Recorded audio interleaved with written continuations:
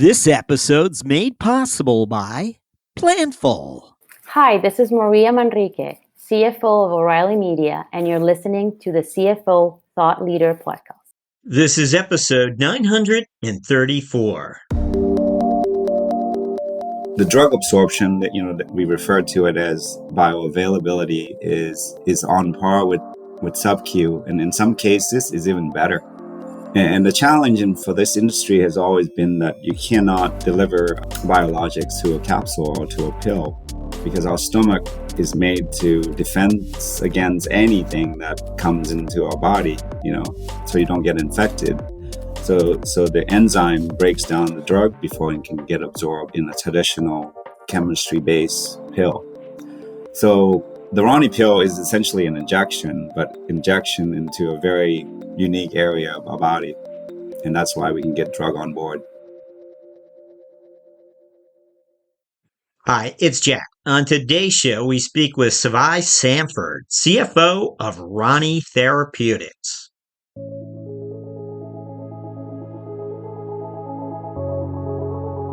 As we listen to Svai Sanford check off the requisite CFO career milestones via his engaging and modest narrative, we hear about his arrival in the C-suite. And for a moment, we considered how Sanford's story is not very different from other CFO success stories. However, as we neared the end of our discussion, CFO Sanford permits us to unlock one last door to his past. And only then do we realize his path is unlike any we've heard about before. The journey of CFO Svai Sanford and much more on today's episode. We begin after this.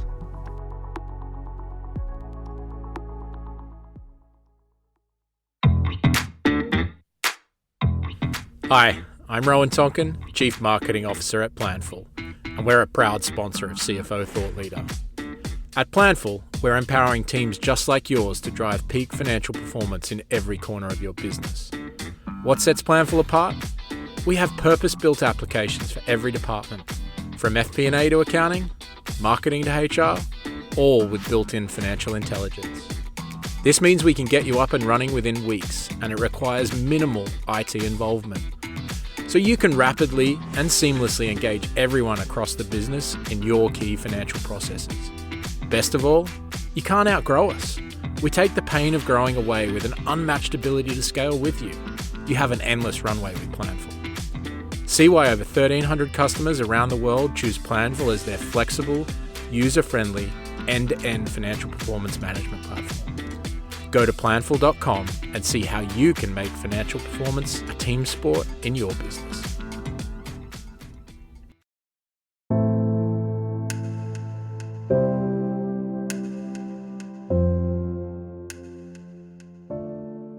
Hey, hello, we're speaking with Svai Sanford, CFO of Rani Therapeutics. Svai, welcome. Thank you for having me, Jack. Svai, as always, we're going to ask you to look back for us. We're interested in finding out what you believe were some of the experiences that prepared you to become a CFO. What would those be? Oh, it's been a long road, Jack. I started my career in public accounting at KPMG in 1996. That's when the firm was known as KPMG Pete Marwick, a big six accounting firm at the time, and now one of the big four, as you know. And the first 5 years, I worked in the Kansas City office of KPMG. And in Kansas City, I had a variety of clients, and none of them were in the biotech or pharma sector. And here I am in CFO of a biotech company. I served clients including farmland industry, TWA, the Transfer Airline, if you remember them, a software company called Cerner Corporation. And that company essentially, helped brought me to the Bay Area. I was trained in Kansas City as the resident expert of that office for software revenue recognition. And at the time, software revenue recognition was new and evolving for everybody because, the .com, many tech companies were starting up, and to be honest, most accountants didn't know how to account for revenue that came.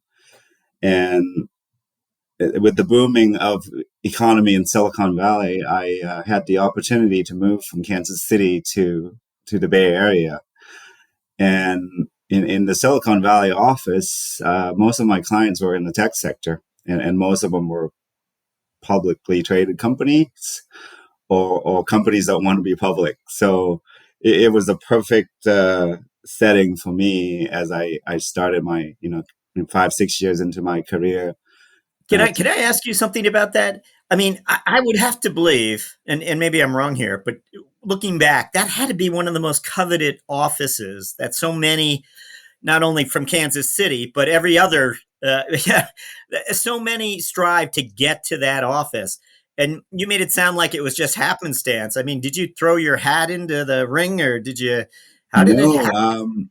I was fortunate, because of that particular client that I had, software company in the middle of, of the country and growing. They ended up being a $20 billion company, organically growth. Because of the training that I had to do to help that particular client, I became, a local expert in this area or for that particular accounting area. And the firm knew who had, software clients, and the KPMG office actually reached out to me and said, "Hey, we have this opportunity for you. Would hate to leave for you to leave the Kansas City office, but would you consider moving to the Silicon Valley?" And I didn't even know where San Francisco was, to be honest with you. Being an immigrant, to the country when I was in high school, I didn't know a whole lot, to be quite frank with you. But I looked up San Francisco on the map because there were no Google Map at the time, and here I come. In early part of 2000, I moved to Mountain View. This was back in the late 1990s. I have to believe this software company that grew quite to be, did you say 20 billion or was it Yes. 2 billion? 20 billion. I mean, does it exist today or was it acquired? I mean, can we mention which company it was? Forgive me if you mentioned it. Yeah, we can mention it. It's called Cerner Corporation. They have a software program or applications that manages patient data. So if you go to the doctor's office, instead of having your record in paper file, they have all of the profiles of patients, medications, medical histories, drug interactions in a software.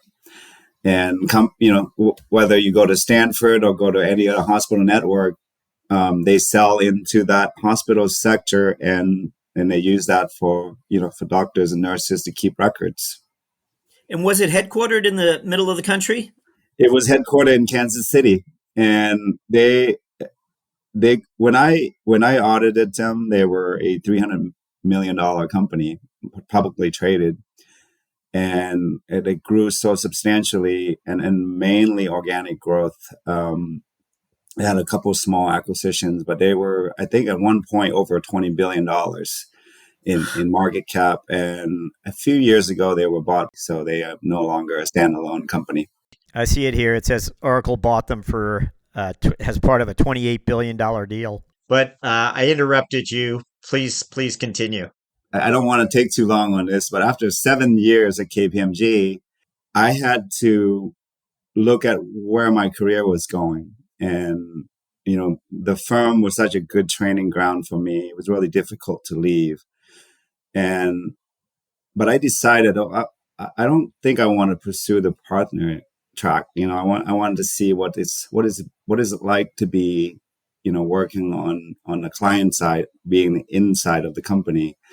So I left the firm in, I think 2002, which is about 7 years after joining it. And I went to a company called Novella System, a semiconductor company in San Jose, which was later bought by Lam Research. I joined them as their technical, senior manager in technical accounting and reporting. Basically, that's about the most qualified job you can have coming out of public sector. So I did that for about a year and a half, and I was happy doing it. It was actually seeing the sausage making. As an auditor, you come in and you look at a finished product. When you're in the company, you're actually preparing that. You're booking the entries, you're closing the books, you're preparing the report so the auditors can come look at it. Right. So I've switched roles. And but a year and a half into the job, I wasn't looking to leave, but I got a call from a recruiter. A company in Ireland, Dublin, Ireland, was looking for an external reporting director, and they wanted to move their corporate finance function and accounting team from Ireland to South San Francisco. And I'm like, well, why not? I'm gonna give it a shot. And know nothing, have never had any clients in the pharma or biotech sector at the time. I went to meet with my future boss, essentially. I sat down with him for an hour and he offered me a job on the spot. He said, the job is yours if you want it. And I was really surprised. I'm like, are you sure? Because I don't have any experience in this sector. And he said to me, and I will quote, "You will figure it out." Those words have resonated with me throughout my career. I have taken on a number of different roles that I probably might not have fully qualified for, but something in me have always managed to figure it out. And I tell that story every now and then because Nigel was his name, my boss at Elan. He was a good mentor to me, and he taught me a lot and helped prepare me to do what I do today. And on that job, Jack, I spent the first 6 months living, off and on in Dublin, Ireland. I know every corner of that city. I was crazy enough to even rent a car and learn how to drive on the other side of the seat, stick shift and road as narrow as could be in Ireland. And I did it all. I explored that country on the weekend. I played golf. Elan traded on the New York Stock Exchange, but also traded on the London and Dublin stock exchanges, which required the company to report under international accounting standards. And, some part of the accounting areas were different than the US GAAP. So I had to learn international accounting standards. And that was great. I was young, I was hungry, I was mobile. I was willing to do everything and anything. Well, after 6 years of working at Elan in different types of roles, the company decided to move the corporate finance and accounting back to Ireland because the CFO, who was, based there, he was planning to move to San Francisco, but never did.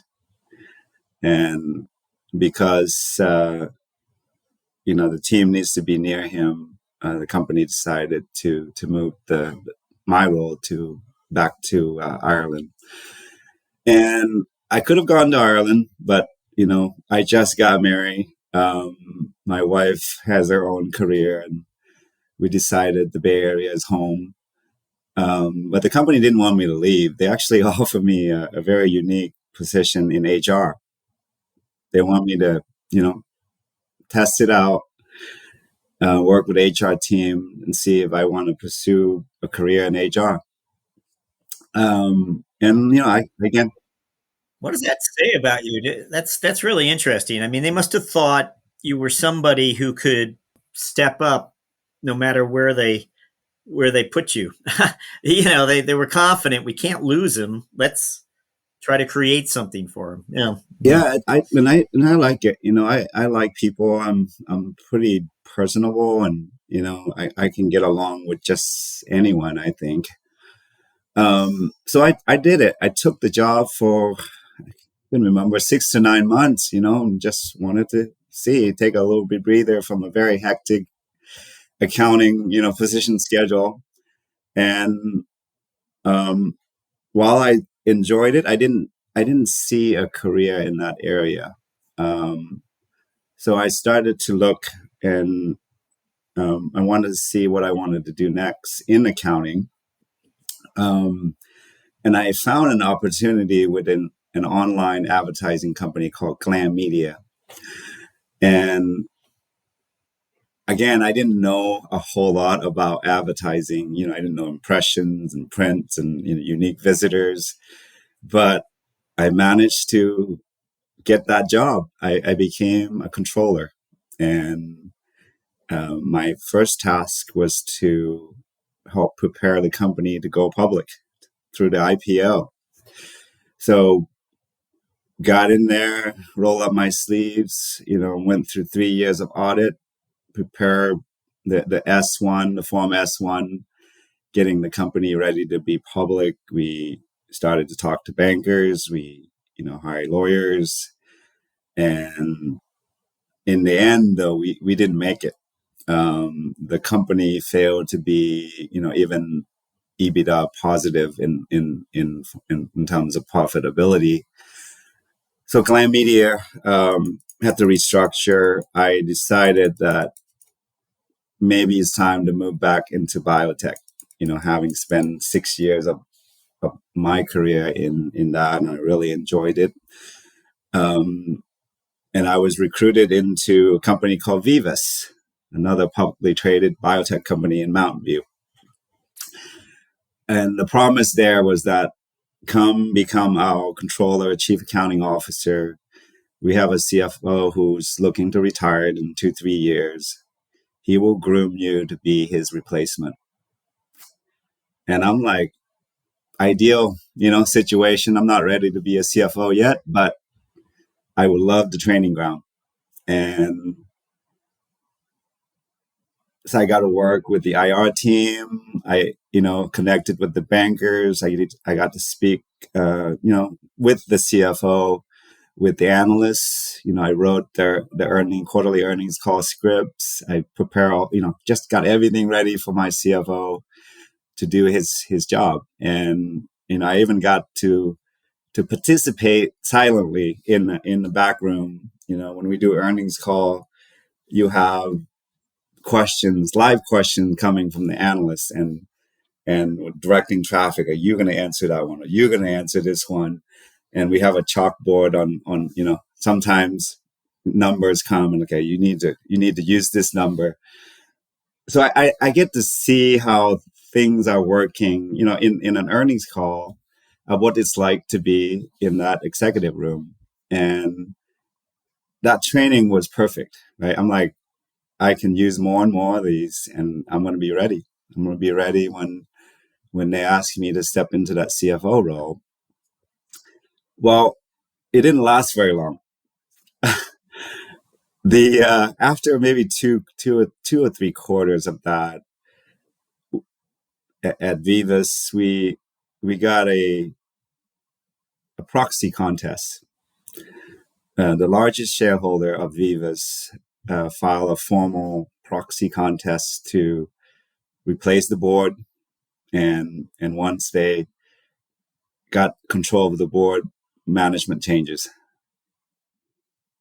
So because I was new, the outside board members assumed that I had very little to do with what's happening inside of that company. They asked my CFO to leave, and I was named the interim CFO 24 hours ahead of a scheduled earnings call. It was me, my first call. Ready or not, you're going to do this. Thinking back, I don't think I slept that night. I think I stay up all night, make sure that I was completely prepared. I was terrified. Going into the call, didn't really know if my voice was, trembling, or if I was going to say something really dumb. But I reflect back on those 3 words that you'll figure it out. Figure it out. I did. So I was in the interim seat for less than a year, working with a number of new board members. I suppose I think I did a good enough job that they took the interim tag off, and I was named the CFO of the company. That's how I got started. Great, great narrative for us. I have to say, it seems that so many steps along the way, people were willing to bet on you. I mean, from the Irish company who hires you and it just sort of, throws open the door. When can you start? To this board that said, let's give them a shot. I mean, I'm not the smartest guy in any room, but I have a knack to always think on my toes and able to navigate and figure things out. I keep saying that word a lot, I know, on this recording, but it's really true. I think when I think back, it has, always been the case at every stage of my career. Because of the limited training that I have, in the early age, I'll share with you a story later on. Pretty difficult upbringing I had. well, we'd love to hear about it, and I will ask several follow-up career questions as well, because I think there's much more we'd love to learn about you, Svai. But right now, let's move to the business segment, where I'll get to ask you about Rani Therapeutics. Tell us about this company. And again, you've been I should mention that you've had a few CFO tours of duty now in the biotech sector. This is not your first rodeo, as we know. But tell us about Rani Therapeutics. What type of company is this? What type of pharma is this? I think Rani is about unique as my career. Rani Therapeutics is a clinical stage biotech company.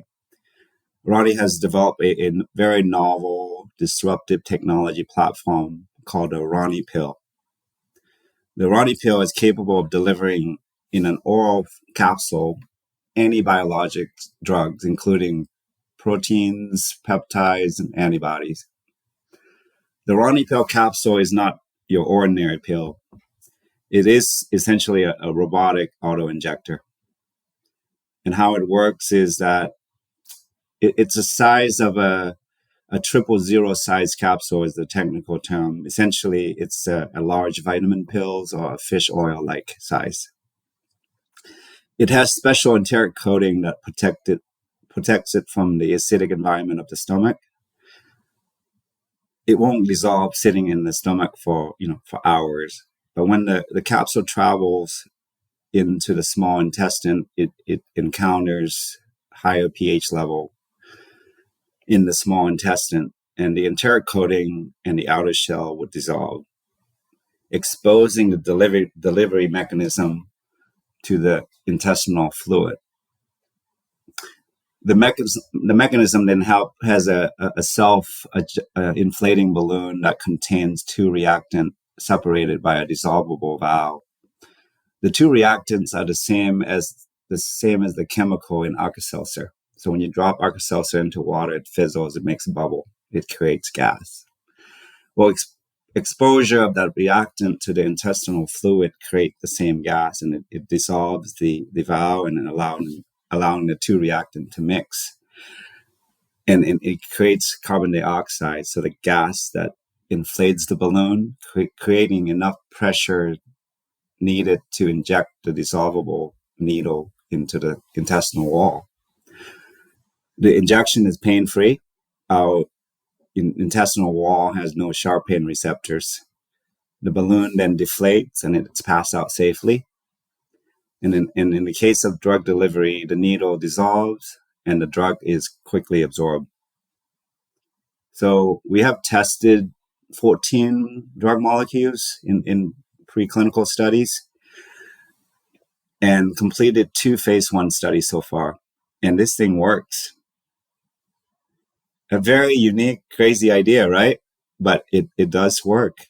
We have delivered almost 7,000 capsules in the animal studies. We have delivered almost 200 capsules in the human studies. In approximately 100 human subjects have taken the Rani pill, including a 7-day repeated dosing study that we did late last year. And the drug absorption that we refer to it as bioavailability is on par with sub-Q, and in some cases is even better. And the challenge for this industry has always been that you cannot deliver biologics to a capsule or to a pill, because our stomach is made to defend against anything that comes into our body, so you don't get infected. So the enzyme breaks down the drug before it can get absorbed in a traditional chemistry-based pill. So the Rani pill is essentially an injection, but injection into a very, unique area of our body. And that's why we can get drug on board.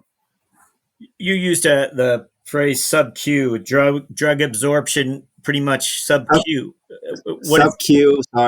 Sub-Q is subcutaneous injection. So any injection to your skin, your muscles, and even IV. We have tested one drug that can only be delivered to the IV, meaning, injection into your blood vein. You cannot get any drug absorption injecting to the subcutaneous route, but we actually can put it in the Rani pill and we can get drug absorption. It's called factor VIII for hemophilia patients. So pretty amazing. We have, a enormous opportunity here at the Rani, at Rani. We are progressing forward. Are there groups of pharmaceuticals that are widely used and the drug absorption is primarily injection, where we know there's always patients or people who would prefer not to use that delivery method, and it's the obvious candidate for the Rani pill? I mean, are there ones is that how you look at the world, or no, not really? No, it's a great question, and you are picking up right on it. There are a number of biologic drugs that have to be taken, daily, weekly, monthly, so in our pipeline, we are going after drugs that have been off patent or are soon to be off patent. There are a number of examples you can point to for your questions. For GLP-1 as an example, people with chronic insulin dependent have to inject themselves regularly to maintain their glucose level. That could be put on the Rani pill. Humira, the best-selling drug in the world for many years, treating a number of different categories, right, including psoriasis, can be put on a Rani pill. Humira is injected every 2 weeks, and I think they put in 40 milligrams of drug in the injection with a long extended release profile, so that patients don't have to inject themselves every day. We can actually break that down and put it on the Rani pill, and you only have to take it once a day, or we can make it once every 2 days or one every week, and it will maintain the drug level for therapeutic treatment level, so that you don't have too high or too low. And we have access to Humira biosimilar with our partner in a company called Celltrion. It's one of the largest biosimilar makers in the world. It's the largest biotech company in South Korea, and we have 2 partnership with them where they have agreed to supply us with the drug for clinical studies as well as for commercial, down the road. And then once we have completed the phase 1, it trigger the right for first negotiation for Celltrion, meaning that they can collaborate with us in a larger arrangement where they would help pay for the remaining, phase 2, phase 3 development, as well as have the commercial rights to launch that sales of that product in the future. So that's the model where we're going after. We will need to, for a significant portion of our corporate strategy or our business strategy, as we will likely partner with big pharma companies to promote the drugs once it's approved, because Rani is a small company. We don't have intentions of building our own sales force. It is an enormous undertaking. We would prefer to put the drugs, the Rani pill, in the hands of the sales rep that's already on the street. Can you maybe give us an abbreviated history of the company's capital structure? Yeah, sure. So I'll work backward a little bit here. I joined the company in 2018, and we took the company public 2 years ago, during the tail end of the boom of COVID, record IPOs. Many company went public in 2020 and 2021. We were able to get out towards the end of that, that booming period. It's been over 2 years now since we've done that. We raised, in the IPO, we raised $84 million. We have yet to do a follow-on. So the capital that we had before the IPO, including the IPO proceeds, we've been managing it very efficiently. Pre-IPO, we raised about $200 million with investors, including Google Ventures. We also had supports and investment from large pharma companies, including Novartis, AstraZeneca, Takeda. All of those are still, shareholders of the company. Knowing how you're on the front lines with investors and earnings calls and giving them updates, and meanwhile you're having conversations with the people involved, of course, with the clinical trials, making sure they're on track, what's new developments or obstacles there might be. Can you reveal to us a little bit about, how you've learned to sort of keep your pulse on the clinical trials and how you articulate that back to the investors? I mean, it's always seems to be in certain pharmaceuticals, it's really a tight walk. Yeah, and we are, given now that we are publicly traded, there are a number of set of rules we got to abide by in terms of how we communicate with the public investor, with the analysts, and so on and so forth. So we do track it very, very closely. We have a number of programs in our pipeline, but we also have limited resources to take them forward, right? And given a very difficult equity market today compared to 2 years ago or 3 years ago, we will need to raise more money in order to progress those development on our own. At the same time, we also are talking to a number of potential partner of large pharma companies to collaborate in taking some of this program or new program, their drug on the Rani pill, forward. That's essentially the strategy here. So this year alone, we have planned to start more clinical studies in the second half of this year. For example, our RT-111, which is ustekinumab, it's a biosimilar Stelara, one of the, again, top selling drug in this category. We will initiate a phase 1 very soon here, and the data from that study will be available by the end of this year. So we will be sharing that, when it's available. We'll share that when we enroll our first patient, which is coming soon.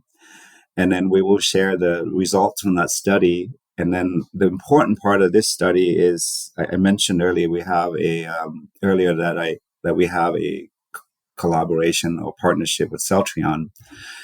The study results will actually trigger a first right for negotiation with Celltrion to extend that partnership into a larger, arrangement. So we are excited about that. Celltrion has been very supportive. They are anxious to see the outcome of this study. We are confident that we will get amazing data from this phase 1 because we have tested so many drugs already on the Rani pill, and every single one of them work because it's just the delivery.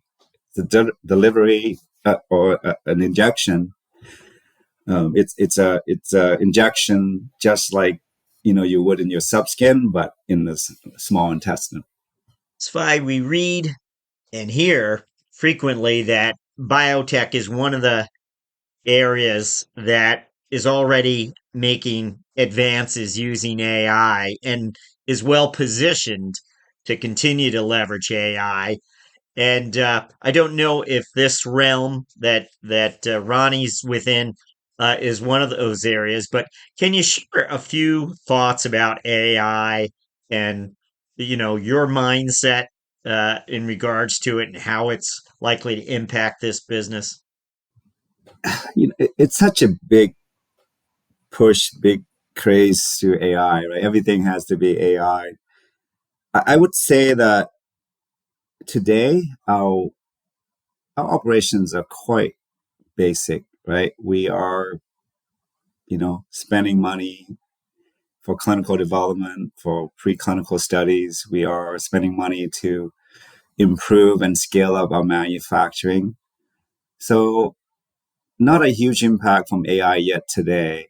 But as I look into the future, we do need to enhance our accounting system that are more automated and more efficient. And we've started to do some of that. But I don't want to spend too much money doing that when we actually can manage it, more manually. From the Rani pill standpoint, we actually could create and include AI in it in the future. I'm not saying we will do that today, but there's a sensor that we've looked at years ago where it could actually give you a Bluetooth enabled device to signal when the injection happened. To me, that's a perfect example of the potential AI incorporation to the Rani pill that we could do. It's complicated, right? And when we're doing something that's very unique already, so we don't want to overcomplicate it in the early stage of development. But in the future years, we could potentially add AI to the pill. So, patient will, could look at the app and say, I just got my injection. Because they won't feel it. There's no sharp pain receptor. So you can't tell when the injection happened. But AI could help you, tell you when it got injected. And that's something that could be incorporated into the Rani pill. We're going to jump to our finance strategic moment question, where we just ask you to provide a moment of insight or period of discovery that you might have experienced along the way in your career. What comes to mind? This is a good question, Jack. And, I thought about it a little bit in terms of what stories I'd like to share. But I would go back to the moment where I got thrust into the CFO role at Vivus. Here we were, a small biotech company, going to launch a commercial product. And at the time, I helped my current CFO at the time. We raised $250 million in convertible debt to help pay for the commercial launch of a new product. It was a prescription weight loss product called Qsymia. So imagine a small biotech company tasked with a commercial launch. We hired 150 sales reps, 16 district managers, 8 medical liaison, and then plus all of the back office and marketing and distribution and logistics. We had 180 or 90 sales force organization, essentially. About a year into the launch, less than a year into the launch, sales were not taken up. I think for the first year, we sold $20 million of the drug and spent $80 million in promoting it, with no visibility on the uptake of the sales. At the same time, I was, the story earlier, we had a proxy contest, the board got changed, the management team got changed, I got thrown into the CFO role, and I had to help my incoming CEO at the time, because the former CEO also got asked to leave, of how to manage this company. And I had to do it fast, right? We're running, we're burning cash. We have a huge organization now compared to what it was before the launch. And I reflect back on this, and I heavily lean on that incoming CEO. He was a great boss, a great mentor. Spent 30 years at J&J, all in sales and commercial. And I also lean heavily on my general counsel, who was a great friend, great advisor to me, to help me, functioning in my new role. And I really had to learn the business, the sales and marketing, and the commercial sale of drugs in this regulated industry. So I spent a lot of time with the sales and marketing team in terms of looking at the data, of what they look at. How do they assess performance of the sales rep? How do they assess the demand of the product, prescription? We go and undercut the copay of you go to a CVS or Walgreens, you expect to pay $10 to $20 of copay and everything. You have insurance. Well, for this category, it was covered all. It's high deductible, and we had to go buy the copay down. So those are the kind of analytics I was looking at. I also was so curious what it's like to be a sales rep in the pharmaceutical industry. I took a field ride, that we call it, riding with the field. I took a couple of ride with the sales rep, going to the doctor's office, detailing the doctor, telling him about this product, Qsimia. And I observed the reps talking to the doctor. I got a chance to speak with the doctors directly. And most of the time they were preparing to bring in meals, to feed the staff. And, we have a 5-minute window to pitch the product. And it was a big hurdle to try to convince doctor to prescribe a weight loss product to obese, patients. And some of the doctors said, I'm not prescribing the drug unless I know that the patient's committed to change their lifestyle too. So in some way, they are blaming the patient of getting themselves to that stage. So they don't really want to help them by writing a prescription. And what we've learned, just, looking at the different analysis and data, like in firsthand observations of the interaction with the doctors, that patients don't truly care about this category. They would rather pay $5 for a cup of coffee than paying $5 for a pill that they could take daily that would actually change their life. You're talking about morbidly obese patients that have BMI of 30% or higher, weighing in some cases, 300-400 pounds. And this drug worked. It's still on the market. But what we have realized is that we couldn't make money promoting it. So I had to, have really engaged with the executives from different areas of the company and brought them into the game plan, really talk finance and cash runway, and how do we cut costs, become lean, and extend that runway, playing the long game. And, really revise the budget significantly and slash costs. It was a moment that I reflect on in terms of how do you navigate when things are difficult. And what I learned from that is lean on your team, be open and honest about the situation that you have to deal with. And the folks that are running the business really want to know, the financial metrics that I look at as a CFO, and getting them involved in that process made decision-making process easier. And I always, felt like I need to do that going forward, regardless of where I'm at. From episode 769, this is 1 Minute with Harold Chen, CFO of Blovin.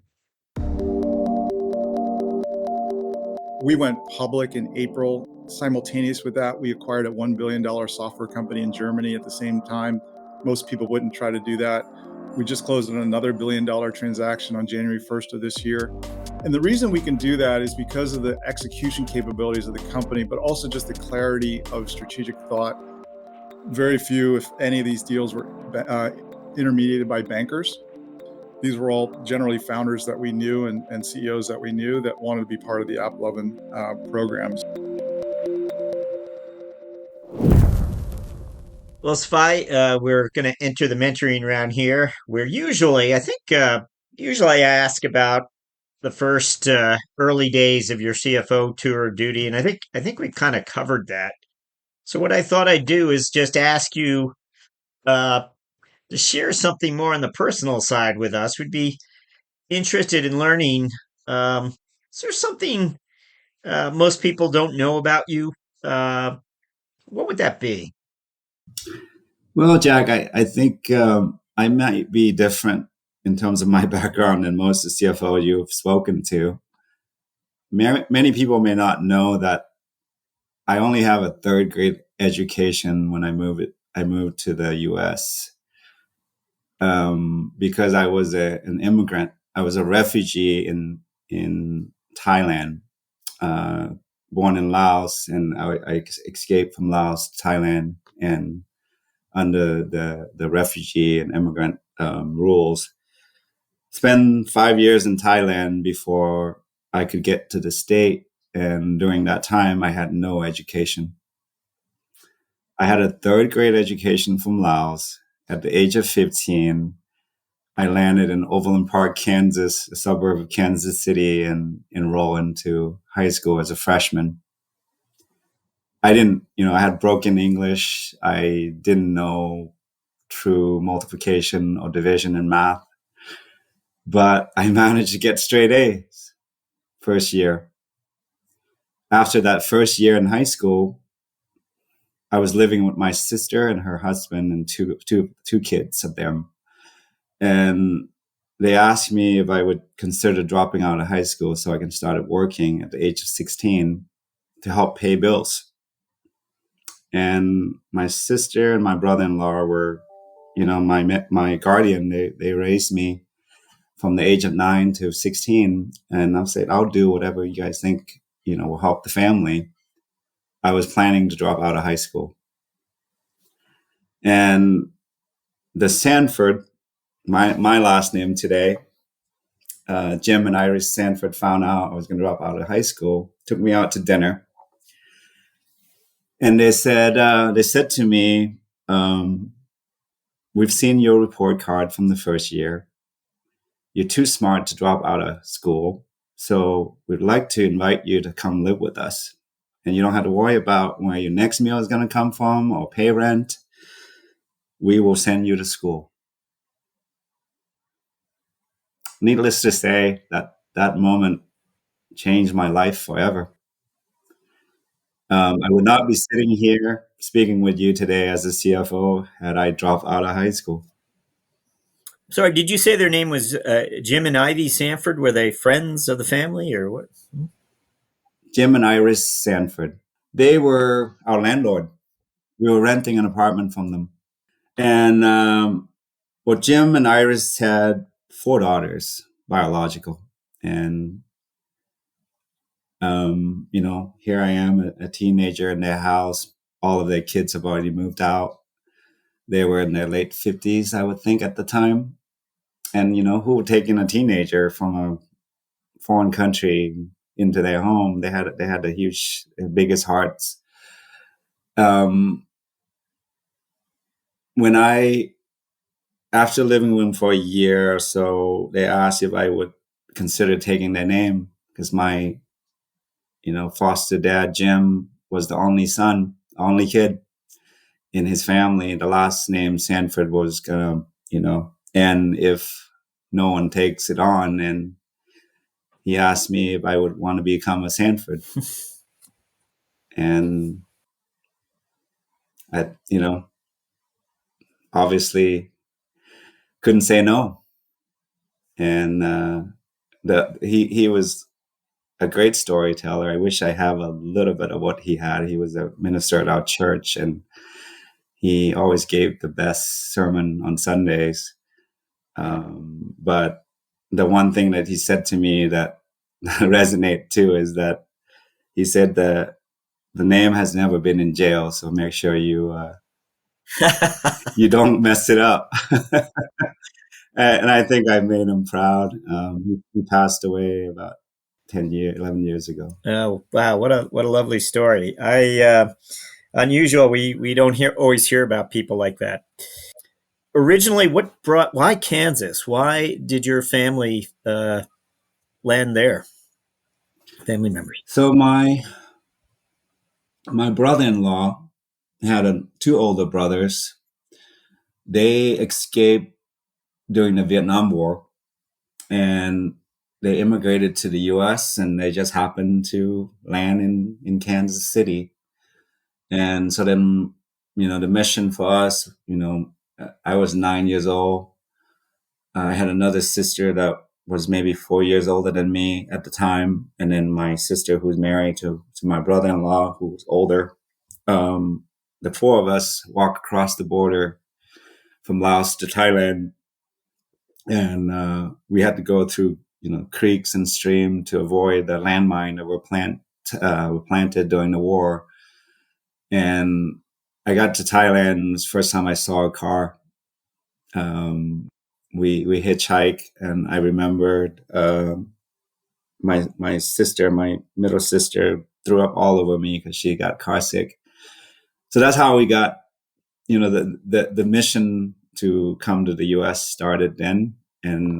But it took us a while, 5 years in the refugee camp in Thailand, like 4 years in Thailand and another year in the Philippines before we made it to the U.S. And Kansas City was the destination. Well, sorry we only scheduled an hour with you. We could spend the rest of the afternoon talking to you about this.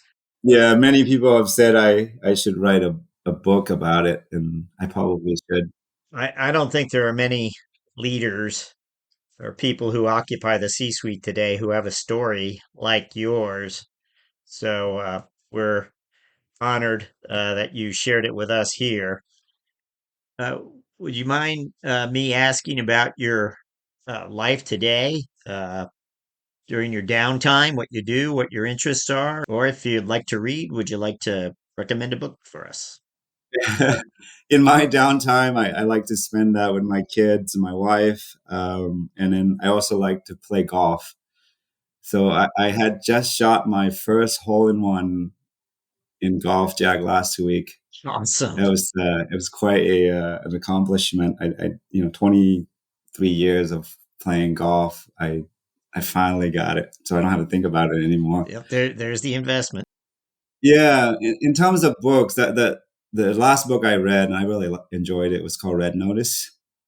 It was a true story of a Wall Street maverick whose instinct led him to Russia just right after the breakup of the Soviet Union, and he made a fortune investing in that area, in that country, but he ran into some some trouble. I think they might have made a movie about it, but that's the last book I read. And Sounds like a fun read. I'm looking here on Google. It's Bill Browder is the author. It looks like he's already got a follow-up to it as well, perhaps a sequel.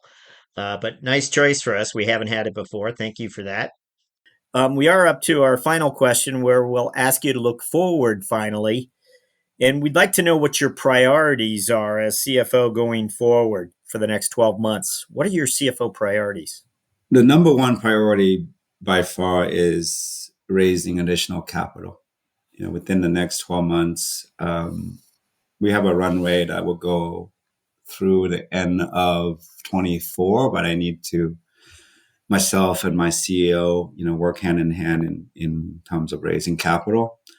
But within the next year, we'll need to raise additional capital to help progress our development into phase 3, scale up the manufacturing capacity of the Rani pill. And as I mentioned earlier, the equity capital market is very challenging today for biotech companies. So, extending the runway today is important. Playing the long game is critical for us. We have a tremendous opportunity, as I explained to you earlier, with the Rani pill, with so many potential drug that can be put on it, right? So we, by far, number one is to find more capital to fund this company. Svai Sanford, many thanks for sharing your story with us here on CFO Thought Leader. Do appreciate it. Thank you, Jack. I enjoy this.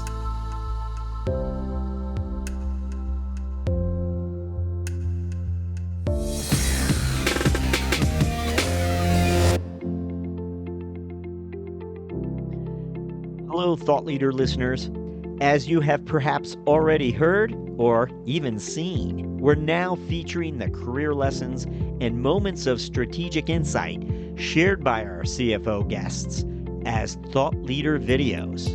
You can now find these videos on our blog at cfothoughtleader.com and, of course, our newsletters, but also on LinkedIn. If you haven't already, please go ahead and follow our CFO Thought Leader LinkedIn company page, and you'll be certain not to miss a single Thought Leader video debut. CFO Thought Leader, the number one thought leadership platform exclusively for and by CFOs. As always, thank you for listening.